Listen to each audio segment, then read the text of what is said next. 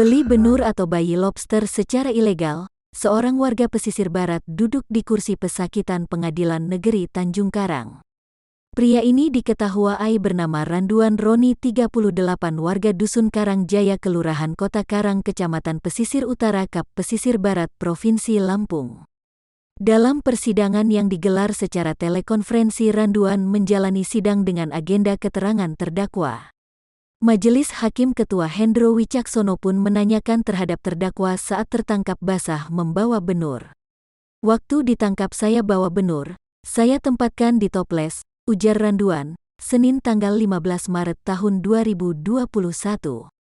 Randuan pun berkilah jika benur tersebut ia beli dari seseorang. "Saya ke tempat nelayan, minta tangkap ke nelayan, lalu saya beli," terangnya. Sementara itu, Jaksa Penuntut Umum atau JPU Kandra Buana mengungkapkan perbuatan terdakwa bermula pada Jumat tanggal 11 September tahun 2020 sekira pukul 8 waktu Indonesia Barat. Jadi pada saat terdakwa sedang berada di rumahnya, saudara Hen yang DPO menghubungi terdakwa menanyakan jika ada barang berupa benur dan akan dibelinya seharga Rp7.000 per ekor, ujarnya.